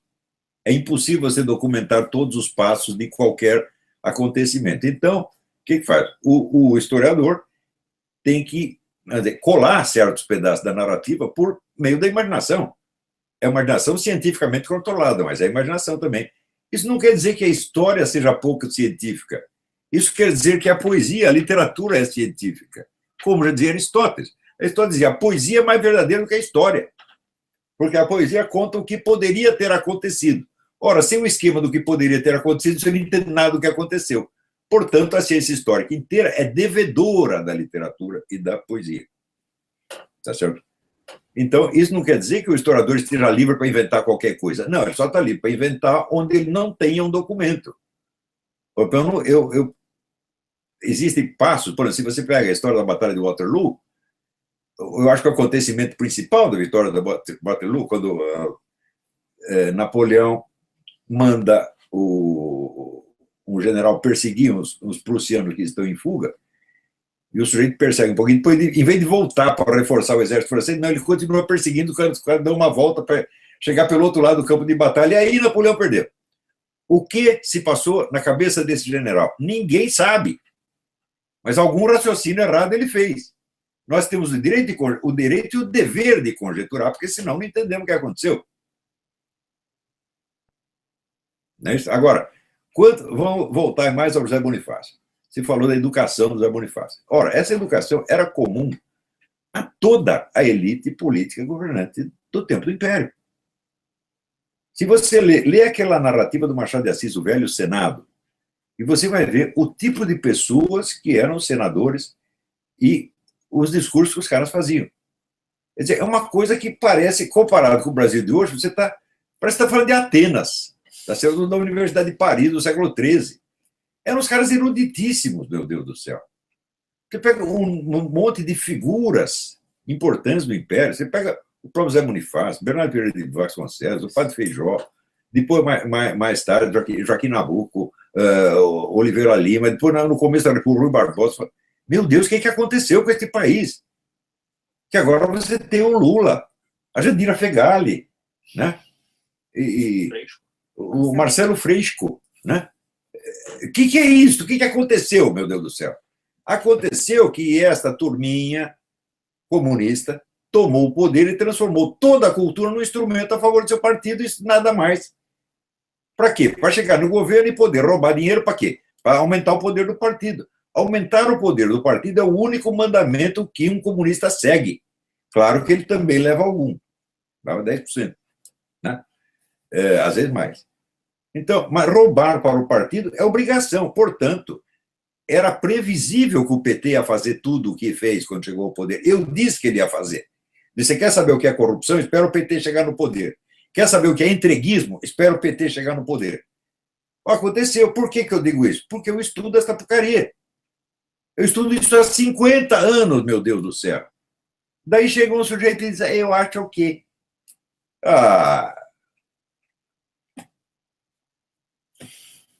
O que eu tenho usado, já que a educação era muito superior, e eu conheço muito a vida do José Bonifácio, eu tenho usado como, em algumas palestras, dito como um modelo que a gente pode se inspirar aí de educação. Então, desde pequeno, ele mostra belas poesias, sonetos muito bem feitos, aos 15, 16 anos, falando das mocinhas que ele gostava, das mulheres que ele admirava, e parece que ele dominava algo também de um método de observação da natureza mais claro. Então, a princípio, você observa estudo de línguas e estudo de poesia e de literatura em geral. Ao mesmo tempo que se aprendia muito também com questões de religião, né? Por causa ele aprendia sempre com padres, no caso aqui, escola dos jesuítas, ou com os familiares que eram padres, e lá em São Paulo com o Frei. E, ao mesmo tempo, um pouco depois disso, ele lá, já estudando Direito e Filosofia, que filosofia na época era ciências em geral, e, ao mesmo tempo, um pouco de história, um pouco do que a gente chama de filosofia hoje. Então, lá na Europa, ele escreveu o que se chamavam memórias, né? Hoje em dia a gente chama de artigos científicos. Ele escreveu algumas memórias sobre coisas aqui do Brasil, como diamantes e a pesca das baleias. Como é que ele ia saber tudo isso se ele não tivesse feito, aos 16, aos 18 anos, observações muito inteligentes aqui mesmo no Brasil? Então, ele já tinha uma formação literária, era poeta, não é poeta assim, estava arriscando, ele se torna poeta, ele publica o livro de poesia muito depois no exílio, mas ele já sabia fazer, tem poemas dessa idade, e chega lá e consegue descrever os diamantes, porque o pessoal na França dizia que a produção da natureza aqui na América era inferior, e aí ele provou lá que os diamantes não eram daquele jeito, era de outro. Ao mesmo tempo que a pesca das baleias, ele mostrou que aquilo não era nem bom para a natureza e nem economicamente inteligente. Estavam pescando as fêmeas e os filhotes. Então, isso tudo ele fez unindo uma formação que a gente pode chamar aí de tradicional e clássica com uma formação mais iluminista, né, de característica da época também, de saber observar a natureza e colocar ali naqueles modelos da época. E uma vez eu ouvi o senhor falar que uma das coisas que aconteceu aí nos Estados Unidos de bom e que nos outros lugares não tanto, foi uma certa harmonia entre essa cultura cristã tradicional com a cultura iluminista e científica. Eu acho que no José Bonifácio isso funcionou bem, sim. Ele conseguiu ter isso. O problema é que não espalhou, exatamente, não era um dado da sociedade. Mas nele ele conseguiu, ele tinha essa formação clássica, literária, religiosa, e ao mesmo tempo foi um grande cientista, né? Então, em que medida isso também, para essas pessoas que estão querendo ser intelectuais, para os seus alunos, para as pessoas que querem se inspirar nesses grandes homens, faz sentido isso, unir essa formação clássica e tradicional com também aspectos científicos? Isso faz todo sentido. Eu digo, se você não tem a formação clássica, literária, você nunca vai entender nada, nem mesmo um livro de física, porque você não tem o peso das palavras e, portanto, você não sabe, vamos dizer, a dimensão e os limites de um conceito científico. Por exemplo, quando eu digo para as pessoas, nenhuma ciência estuda fatos concretos, as pessoas levam um susto, elas ficam, vocês estão ofendendo a ciência. Eu digo, a ciência não pode estudar nenhum fato concreto, porque o fato concreto é o fato tomado, vamos dizer, na sua essência e na totalidade dos acidentes que a cercam. Isso não é acessível ao estudo científico. Isso só é acessível à referência analógica, simbólica. Agora, se o cara não tem ideia do que é a referência analógica e simbólica, ele não entende o alcance do conceito científico, ele acha que aquilo é uma descrição do fato concreto. Digo, não existe ciência do fato concreto, só existe ciência do fato abstrato, meu Deus do céu. Quer dizer, o fato separado, vamos dizer, de todos os elementos que não digam respeito à lei constitutiva que o cientista está querendo descobrir. O que é ciência? A redução do conjunto de fenômenos a uma determinada constante que possa ser idealmente expressa em matemática. Tá certo? Então, a primeira coisa que ele faz é separar do fato concreto os aspectos que não dizem respeito à pergunta que ele fez. Por isso que existe laboratório. Por isso mesmo que existe laboratório, para você isolar certos aspectos. Agora, a pessoa que acredita que a ciência tem conhecimento do fato concreto, olha, não dá nem para bater, porque se você... Olha, não adianta dar uma chinelada na bunda, porque os caras não sabem onde está a bunda. Né? Tem outra coisa que o José Bonifácio também falava, que ele dizia que o estudo só dos livros não é suficiente, né? Tem que estudar muito nos livros, ter observações, e ele falava de viagens. Eu sei que o senhor viajou muito também, mas eu nunca ouvi o senhor falar da importância dessas viagens para a sua formação. José Bonifácio dizia que foi imprescindível. Ele chega aqui com uma maturidade política e moral muito grande, mas ele fazia observações no diário de viagem por todos os países da Europa nos quais ele esteve, né, que são vários. E ele anotava como é que era o costume das mulheres, como a religião influenciava nos hábitos, como as leis influenciavam nas coisas. Enfim, ele tomava nota disso. Ele chega aqui maduro para atuar. Hoje em dia o pessoal acha que na política é só ter muita gente, ser famoso, né? ser uma pessoa que tenha muita gente capaz de votar em si mesma, né, nela mesma, e isso está suficiente. No caso do José Bonifácio, para ele, assim, eu estou falando nele como político, mas não só como político, como intelectual, como pensador, a formação intelectual. É importante também viajar, ver outros povos? Isso é importantíssimo, mas depende do que você vai procurar lá. Se você vem aqui, para você ir a Miami, né, no shopping center, não adiantou nada, meu filho. Né? Então, isso eu sempre gostei muito de viajar. Tá certo? Mas o que eu gosto de observar nos países que eu estou visitando? Eu gosto de observar o povo nas ruas, sair, puxar papo, conversar, ver a cabeça deles. Eu fui para Paris uma infinidade de vezes, eu nunca fui no Louvre. Né? Eu ia no bistrô da esquina para conhecer pessoas e conversar. Porque o Louvre, eu compro um livro do Louvre, está tudo lá. Agora, as pessoas não estão à sua disposição, só estão lá. Mesma coisa eu fiz na Romênia, tá certo? Mesma coisa no México, no Peru. Então, conhecer a vida das pessoas e conhecer com simpatia, com amor. Então, são pessoas educadas numa outra língua, numa outra circunstância, que pensam de maneira completamente diferente de você. Então, você apreender o modo delas verem é você enriquecer você mesmo, você adquirir um novo... Na França, eu percebi assim, a tremenda importância que eles dão à língua nacional. Você quer ser maltratado na França, fala inglês com ele. Agora, se você fala um francês horrível, eles reconhecem o seu esforço. Então, o francês não é racista, ele é linguista, ele tem um preconceito linguístico. Sei que n'est pas français, n'est pas bon. Né? Então, você tem que falar francês de qualquer jeito. Né? E assim por dentro, por exemplo, os romenos. Né? Os romenos têm uma inteligência linguística que é um negócio absurdo. Um dia estou eu lá numa barraquinha comprando cigarro e tem uma menininha dos 15 anos do outro lado. E ela me ouviu conversar com meu amigo e ela achou que fosse espanhol, começou a falar comigo no espanhol perfeito. Eu digo, Raiz, onde você aprendeu isso? Ela disse, vendo novela mexicana na televisão. Eu falo, você não tem uma gramática espanhola, não tem um dicionário? Não, nunca tive.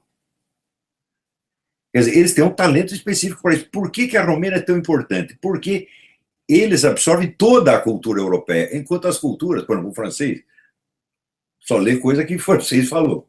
O inglês só lê coisa do inglês. E despreza os outros. O romeno não, como a Romênia está no fundo do poço, tá certo? Está na rabeira da cadeia alimentar, eles são humildes, eles se abrem para todos. Tinha lá um negócio chamado New Europe College, todos os filósofos da Europa inteira iam falar lá. Então o romeno ficava sabendo de tudo e os outros ficavam sabendo só de um pedacinho.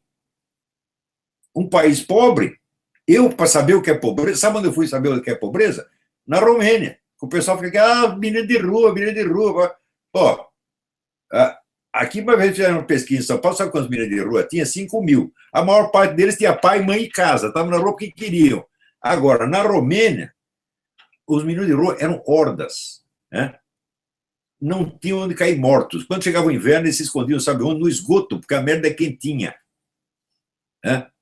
Na Romênia tinha leproso andando na rua. Né? E este país, que está morrendo de fome, desprezado, no fundo do poço, as pessoas valorizam, sobretudo, a sua cultura. Quanto pior a situação deles, mais eles estudam. Para quê? Para não deixar o espírito ser vergado e escravizado pela situação econômica. Isso é um exemplo, Brasil. O brasileiro pensa, quando eu for rico, eu vou estudar. Sim, você vai ficar rico aos 82 anos, tá gagá, e daí você vai ler Shakespeare. Tá brincando comigo, porra?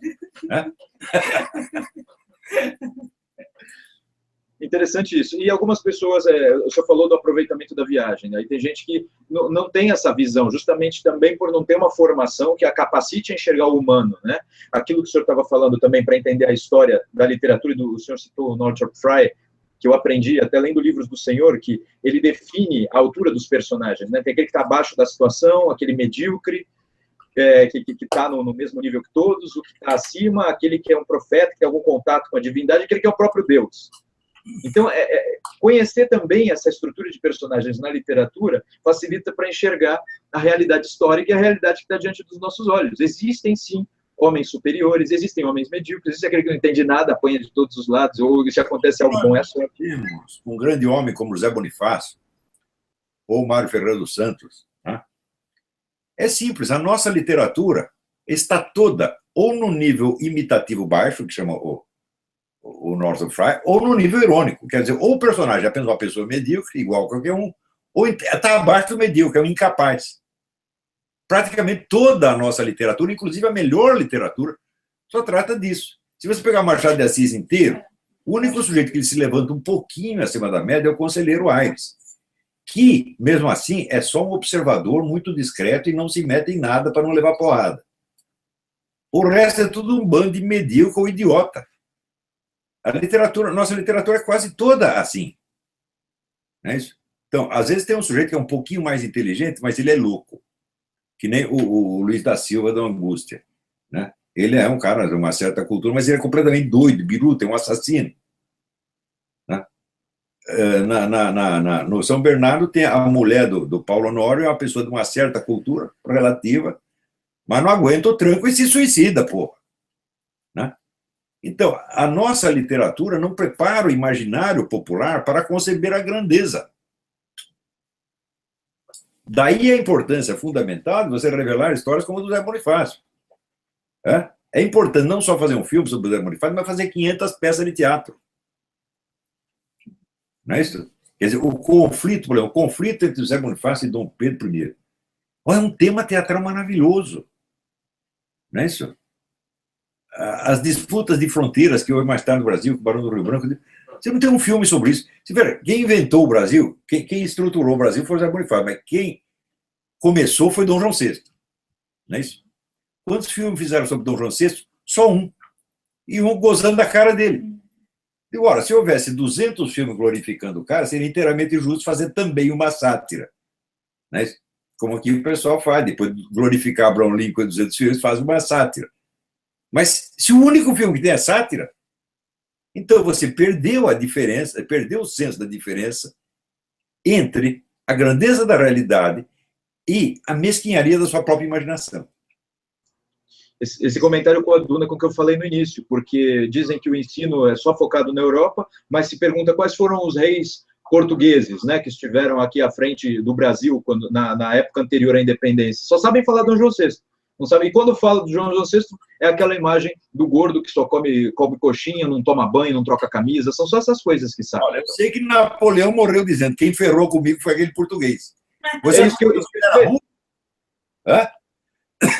Nós é que somos inteligentes, né? O cara que na fuga, fugindo, os franceses já estavam lá, ele faz questão de empacotar os livros e trazer a biblioteca toda. Ele é colocado como um imbecil. E depois, não, a mulher dele era louca. Escuta, a mulher de Abraham Lincoln também era louca, ninguém fala nada por causa disso.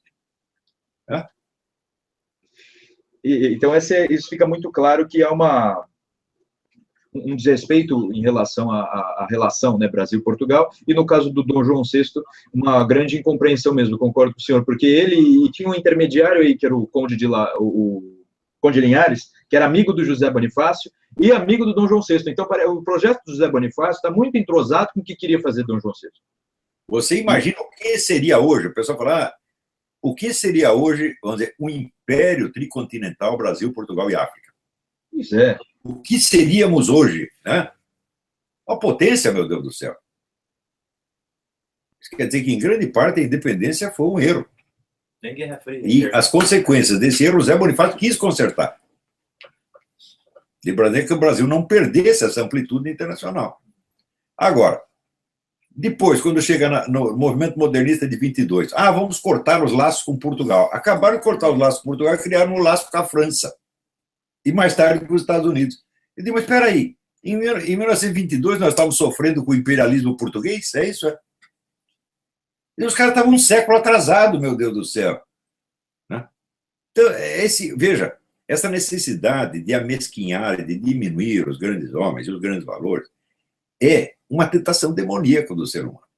Que ele sabe que é um medíocre, ele sabe que não é nada, ele quer que tudo esteja na altura dele.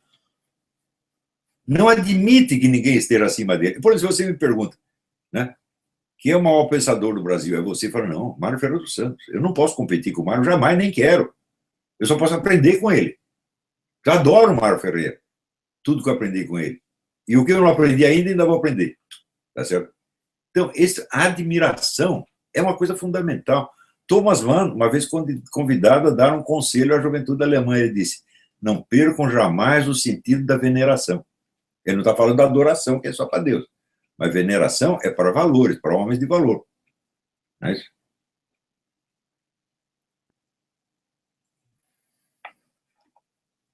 Professor, eu vou aproveitar aqui uma pergunta que chegou.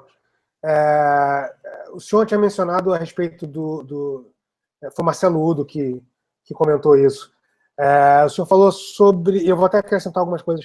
O senhor falou sobre o componente de imaginação que o historiador tem que ter para, às vezes, compor um cenário em que ele não tem toda a documentação suficiente para colocar aquilo, né? Mas a gente vê também que essa mesma imaginação ela pode ser utilizada de outra forma, né? Para fazer uma construção de algo que realmente, de fato, não aconteceu. Então, onde está a medida dessa imaginação para que ela sirva como um elemento de reconstrução de uma história esquecida e quando ela pode simplesmente ser um elemento de uma construção de uma fraude? É muito simples. O historiador autêntico, ele tem a paixão de compreender. Né? E o propagandista, o ideólogo, tem a paixão de fazer o partido dele vencer, por quaisquer meios. É autoglorificação sempre. Tudo que o comunista escreve é assim: olha como nós somos bons, nós somos maravilhosos, o resto da humanidade não presta, nós somos incompreendidos. É tudo assim, meu Deus do céu. Agora, quem está perguntando para ele se ele é bom ou se ele é mau, falou: eu quero ler um livro sobre a independência, eu quero entender a independência. Então, a paixão de... Claro, todo mundo é movido por paixões, tá certo? Mas não existe a paixão de compreender, a paixão de aprender a verdade na máxima medida possível. Existe essa paixão. E esta tem que ser a paixão predominante. Pouco importante suas consequências políticas. Tá certo? Isso não quer dizer que a busca da compreensão, a busca do conhecimento, não possa ser um valor na luta política também. E eu acho que nós devemos explorar isso. Nós devemos seguir: você é da esquerda e trabalha para a esquerda. Eu não estou trabalhando para a direita, meu filho. Eu estou trabalhando para a alta cultura. Né? Eu estou trabalhando pela ciência, estou trabalhando pelo conhecimento. Agora, por que isso é contra vocês? Porque vocês só cultivam a mentira. Então, vocês não podem suportar o confronto com a cultura verdadeira. Vocês só pensam na sua porcaria do seu partido, do seu umbigo. Estão aí choramingando o seu destino até hoje. Já viu alguém choramingar pelas vítimas do terrorismo? Ninguém choraminga, meu Deus do céu. Então, quer dizer, existem as vítimas privilegiadas. E esse mesmo pessoal que fala, eles são cínicos, quando fala de diversidade, alteridade. Experimenta manifestar a sua alteridade num congresso de comunista, para ver o que acontece. Ou em qualquer universidade. Não tem alteridade nenhuma. A Márcia Tiburi, que é uma mulher cínica, ela fica falando da alteridade, ela define o fascista como o sujeito que quer suprimir a autoridade. Agora, em seguida, vê o que ela fala daqueles que ela chama fascista. Ela está suprimindo o direito dessas pessoas existirem. Então, é o negócio do Lenin. Xingue-os do que você é, acuse-os do que você faz. Isso é o tempo todo. Essa gente não tem dignidade intelectual nenhuma. Toda essa pleiade de resíduo de intelectual que tem na esquerda hoje, que não tem sequer a idoneidade de alguns comunistas mais antigos, esse pessoal não merece atenção 2 minutos. Você vê, esse tal de Rui Fausto, né, que escreveu lá umas críticas a meu respeito, baseadas em 2 ou 3 posts do Facebook, sem ler meus livros, nem coisa nenhuma. Diz: não, já li o suficiente e não vou ler o resto. Eu digo, bom, daí alguém pega um parágrafo do Antônio Gramsci, dizendo que isso é característica do charlatanismo. Quer dizer, em vez de você tentar compreender o pensamento de outro na sua estrutura, na sua ordem interna, não, você pega 2 ou 3 opiniõezinhas aqui, dá o sentido que você quer e desce o cacete no cara. Ou seja, este cara, ele é mais charlatão do que Antônio Gramsci. Está entendendo? E não tem nenhum medo de chamar de charlatão, não, porque eu fui ofendido primeiro. Né? Eu estou apenas revidando. Agora, não penso que o pessoal da direita está melhor, não, viu? Não está, não. Você pega esse Marco Antônio Villa que diz: o Lula não pode ser comunista porque ele não leu Marx. Isso é uma coisa estúpida, estúpida. O cara não sabe o que é comunismo, não tem a menor ideia de como funciona o Partido Comunista. e fica dando palpite. Né? E é um historiador. Historiador para as fãs. Para mim, ele é um comentarista de TV e olhe lá. Uhum. Essa ideia que o senhor deu sobre a relação de José Bonifácio e Dom Pedro é muito interessante, porque os Estados Unidos, quando eu observei muito isso. Por mais simples que a pessoa seja, algum orgulho dos grandes homens daí eles têm, algum conhecimento daí eles têm. Inclusive local, né? Algum grande homem local, ou principalmente os Founding Fathers, né? Que são mais importantes.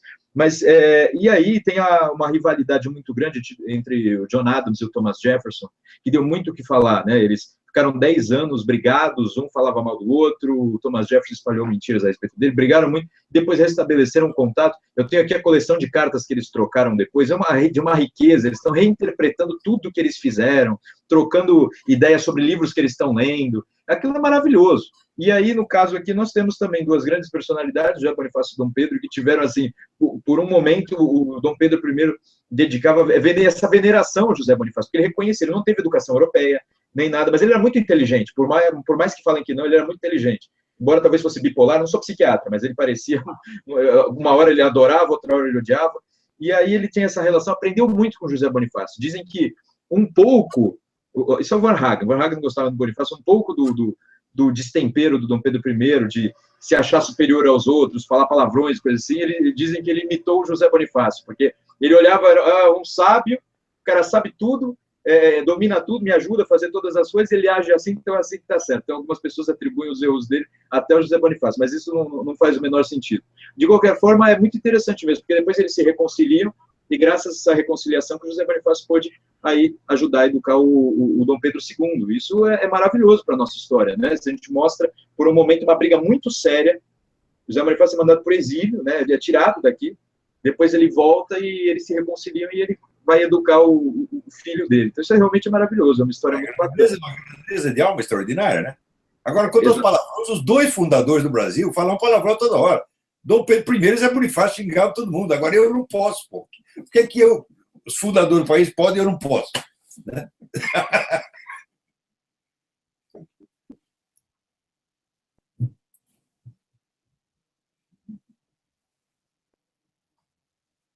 Então, você vê no Zé Bonifácio e em outros personagens, você vê não apenas a grandeza da inteligência, do intelecto e a previsão histórica de longo prazo, você vê essa grandeza de alma que as pessoas hoje não têm de jeito nenhum.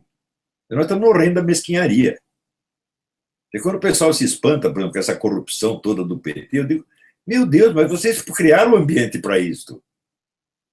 Né?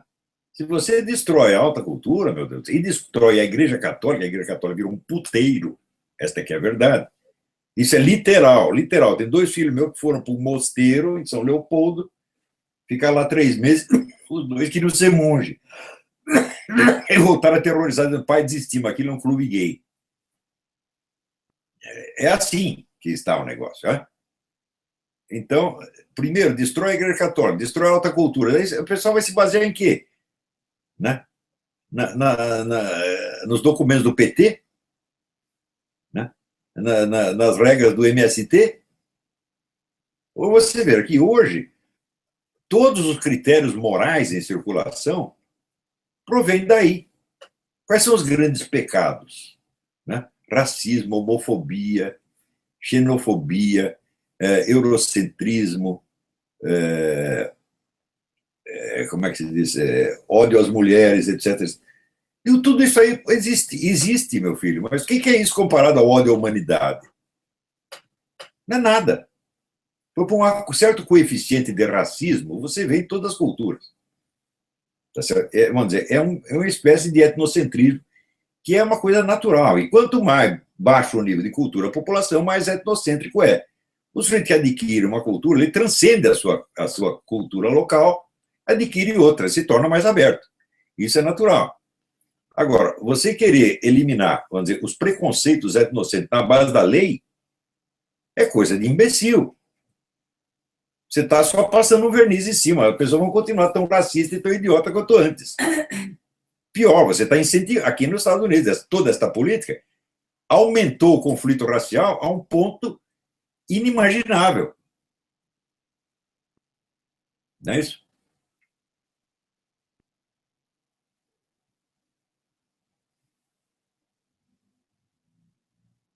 Rafael, tem alguma pergunta aí para passar para o professor?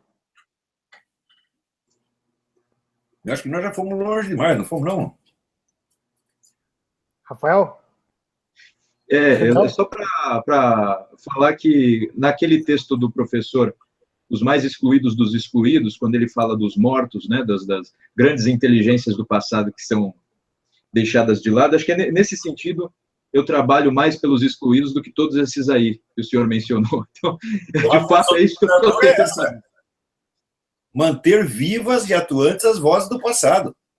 Não permitir que as suas vozes sejam enterradas junto com eles.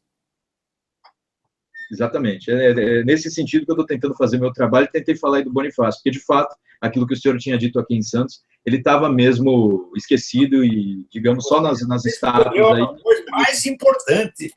É a voz do homem que criou o Brasil, meu Deus do céu.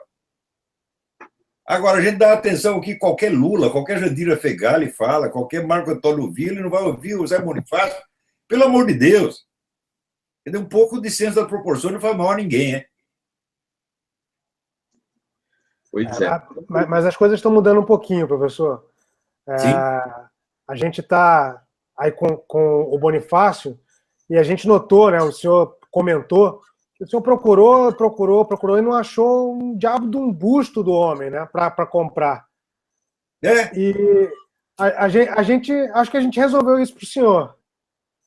A gente agora tem um busto do José Bonifácio e eu estou levando ele aí para o senhor. Dia 3 de novembro, a gente está chegando com ele aí para o senhor. E, além de ser um presente para o senhor finalmente vai ter o seu busto, José Bonifácio. Ele também é uma recompensa das nossas contribuições. Quem quiser, só dá uma conferida lá no site, que pode ter Agradeço desde já. Olha, aqui não é só nesse escritório, aqui eu tenho 6 bustos. Sócrates, Platão, Aristóteles, General Lee, George Washington e Ronald Reagan. Aqui você vai no eBay, você tem, bom, além das estátuas sacras, tem uma estátua inteira de Sócrates aqui, tem Jesus, Nossa Senhora, tem tudo isso. Mas você vai no eBay e você encontra milhares de estátuas dessas. Agora, do Zé Bonifácio não tem. Né? Encontraram uma estátua do Zé Bonifácio que o sujeito era um narcotraficante que tinha ganho de presente em troca de uma quantidade de cocaína. Diz muito sobre ele. Caberia mais um busto do Pablo Escobar, no caso, né? O busto Lula, meu Deus do céu. Né? Que não deixa de ser uma droga, né? A estátua do Lula montada numa cabrita. Não é estátua equestre, é estátua caprina. Tirem as cabritas da sala. Caprino sexual. Mas, assim, professor, assim, eu queria, antes de mais nada, agradecer, né, a presença, a colaboração que o senhor está tendo na produção do nosso filme. Queria dizer para quem ainda não sabe, que está assistindo o webinário, que a gente está indo para os Estados Unidos agora no início de novembro para entrevistar o professor Olavo de Carvalho para o nosso filme Bonifácio, Fundador do Brasil. A gente precisa muito da colaboração de todo mundo, mais do que nunca. É muito difícil a gente conseguir manter uma campanha num nível alto de arrecadação. A gente tem picos, né, de arrecadação. Um evento como esse, ele ajuda muito a gente a ganhar visibilidade, ter uma arrecadação satisfatória, mas são picos, né? E a gente tem uma meta... Mas ótimo. Eu vou usar o link da sua página para fazer contribuição desde aqui. Eu preciso de uma conta bancária. Manda para mim o número da conta. Tá joia. Só vamos contribuir, pois aí é o empreendimento cultural mais importante do ano. Né? Fica dando dinheiro para vagabundo aí, uma coisa boa, vocês têm que ajudar, porra. Né? Olha, o pessoal diz assim, o Olavo quis criar um movimento de direita. Movimento de direita o caralho. Eu quero criar uma pleiade de gênios. A nossa preocupação está infinitamente acima dessa coisinha de a briguinha da direita nacional com a esquerda nacional, que isso é tudo um bando de vagabundo. Né? E assim, pode ficar uma falsa impressão de que a gente está arrecadando milhares e milhares e milhares de reais, Mas a gente arrecadou até agora muito pouco, assim, proporcionalmente o que uma produção cinematográfica demanda. E acho que assim, as pessoas podem ter uma ideia do esforço desse empreendimento quando elas veem o nosso teaser. Acho que o resultado que a gente consegue ali, que está exposto, né, é um fragmento ainda do que a gente tem para fazer. Mas a gente já consegue aquele tipo de qualidade final. Acho que aquilo é um exemplo do que a gente pode fazer arrecadando o que a gente planeja arrecadar e que ainda assim é uma fração daquilo que normalmente as pessoas conseguem para fazer filmes como a Carlota Joaquina, a Olga e coisas do gênero. Né? Faz-se através de inúmeros incentivos e fomentos, etc., pilhas e pilhas de dinheiro para criar factoides históricos, né? E a gente tem aí a oportunidade de, com uma grana bem restrita mesmo, infinitesimalmente restrita em face do que a gente vê por aí nas produções cinematográficas, mesmo brasileiras. Comparar com Hollywood é covardia, mas mesmo as brasileiras. Então a gente tem a oportunidade de, com pouca grana, conseguir um resultado tão grandioso. Não é porque eu estou fazendo, não, é porque eu estou com uma equipe maravilhosa também. Assim, tem gente de muito boa qualidade, tem gênios trabalhando comigo. Demais, né? Exatamente, com coisas que não trazem resultado. E, então, gente, espalha essa palavra por aí. Vamos trazer esse filme à vida. Não só esse. Vamos trazer o Iconostases do Josias Teófilo, também, que está aí trazendo, justamente fazendo esse vínculo da cultura com a religiosidade. Vamos trazer essas coisas à vida, não porque essas coisas por si só vão trazer grandes modificações, mas elas vão puxar uma linha de outras coisas que vão aparecer por aí, vão incentivar outras pessoas, como já está acontecendo. Tem gente que vem conversar comigo em inbox: olha, estou querendo fazer documentário, o que a gente faz? Põe o trem no trilho, vai embora, não tem muito segredo não. Alguma coisa vai sair dali. E a gente precisa dessas realizações para que essas coisas comecem a acontecer uma atrás da outra, uma em seguida da outra, e a gente consiga um volume de criação suficiente para a gente criar, não criar uma narrativa, mas contar a nossa história novamente, como ela de fato é. Ora, o Brasil está na UTI cultural, você está entendendo? E vocês é que são os médicos e enfermeiros. Não é eu, não, eu só dei a ideia. Quem está fazendo são vocês. E ainda vão fazer muita coisa pelos próximos 20 ou 30 anos. Espere e verão. Esta era dos charlatães está no fim. Nós vamos acabar com essa geração. E só tem vigarista, porra. Né? Não tem um sujeito sério. Né? É muito difícil encontrar. Quando tem um, ele está discriminado, está no fundo do poço, não deixa um cara falar. É assim mesmo. Não é questão de ser de direita ou de esquerda, não. Né? E sabe quando é que a gente vai parar? Sabe quando a gente vai parar? Quando é que a gente vai parar? Nunca. Ninguém nos Nunca. Então é isso, gente. Estamos de parabéns. Ótimo. Você quer dar um recado final aí, Rafael? Não, só parabenizar pelo trabalho, você, Mauro, e agradecer ao professor Olavo por ter nos inspirado a estudar muito e a aumentar nossa inteligência. Eu era muito mais burro do que sou hoje antes, e aí, graças às orientações do professor, acho que eu estou um pouquinho menos burro e espero ficar muito menos burro daqui a algumas décadas. Então, é isso aí, agradecer e parabenizar. E eu quero lembrar uma coisa: o ator que vocês escolheram me deu uma satisfação enorme, porque o Paulo Lopes foi meu aluno no Rio de Janeiro durante muitos anos, é aluno ainda à distância. Sim. É uma pessoa muito querida, um homem muito inteligente, um homem de muito talento, mas eu não sabia que ele era ator, eu sabia que ele era gato e bombeiro. Né? Agora descobrimos esse talento dele. Nós chamamos ele justamente por isso, porque numa das nossas conversas, ele participa do nosso grupo aqui do Rio de Janeiro, né, de estudo, e numa das nossas conversas ele falou que ele tinha essa vontade juvenil de um dia atuar. E quando a gente se deu conta de que a gente estava fazendo o Bonifácio, a gente falou: nossa, a gente tem o Physique de Rôle do Bonifácio pronto aí, a gente vai chamar ele, e ele foi uma satisfação para ele, foi uma satisfação para a gente, e acho que não foi só um apadrinhamento, não. Ele está colaborando muito com o filme, não só com a figura, né, dele, que é muito semelhante, né, do José Bonifácio, mas como em atuação também. Ele é um bom ator, um excelente ator. Excelente, maravilha, maravilha. Então, só para terminar, eu tive mais uma coisinha. Quando eu visitei a Argentina, Uruguai, inclusive os Estados Unidos, tanto tem um busto do Thomas Jefferson aqui, do José Bonifácio não. Terá.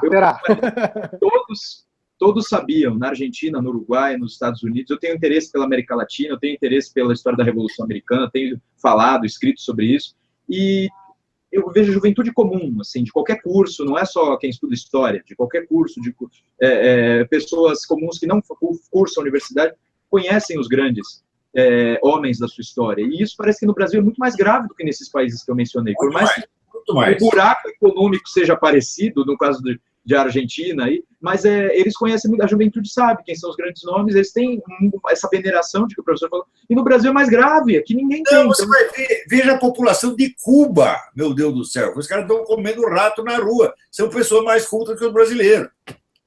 É um negócio incrível, porra. Então isso a gente está aí tentando remediar. É isso aí, vamos em frente, gente. Eu queria agradecer a todo mundo que colaborou nessa mini campanha do webinário e que a gente conseguiu um dinheiro bom aí, até para a nossa viagem, que a gente está aqui na tampa, raspando o pote para poder fazer essas coisas todas. Queria agradecer e queria pedir, gente, não para aí, chama mais gente, mostra o nosso teaser para as pessoas, mostra aquele promo que a gente fez ainda sem dinheiro nenhum ali, na improvisação, mostra esse projeto e vamos levar isso à frente, que isso é muito importante para todos nós, para mim, para o professor, para o Rafael e para o Brasil, para o povo brasileiro. A gente precisa de realmente voltar a nos identificar com essas pessoas que servem de referência e podem nos trazer coisas que estão nos faltando nos dias de hoje. Muito obrigado, professor, muito obrigado, Rafael. Boa noite a todos e até breve. Se Deus quiser.